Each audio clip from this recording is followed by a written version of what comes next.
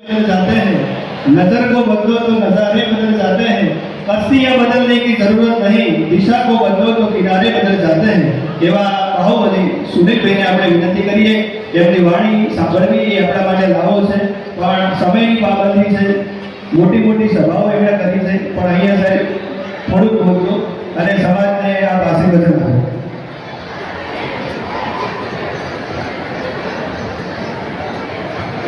ખૂબ અભિનંદન માસ્ટર સાહેબ, તમે હંમેશા સમાજના કામની અંદર અગ્રેસર રહો છો. મંચ પર ઉપસ્થિત મારા રાવળ સમાજના વાલા આગેવાનો, મિત્રો, સમાજના શ્રેષ્ઠીઓ અને આ સમૂહ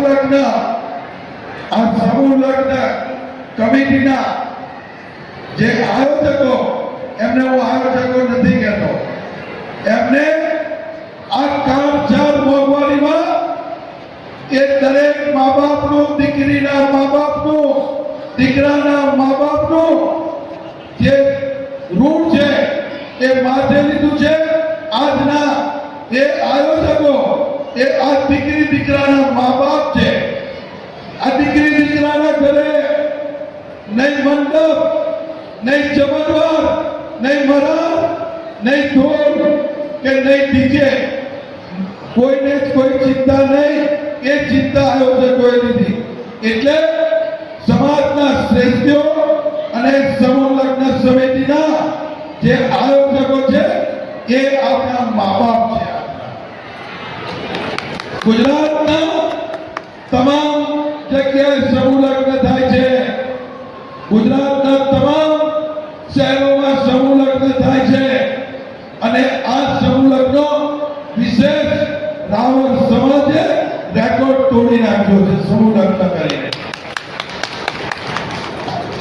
વધારેમાં વધારે દરેક સમાજમાં જો કોઈ સમૂહ લગ્ન થયા હોય તે રાવળ સમાજના દીકરી દીકરાના થયા છે. હું આયોજકોને વિનંતી કરું છું, આવનારો વ્યાપ વધે અને વધારેમાં વધારે સમૂહ લગ્ન થાય એવી આયોજકો એટલે મા બાપ કહેવાય, એમને હું ખૂબ ખૂબ શુભેચ્છા આપું છું.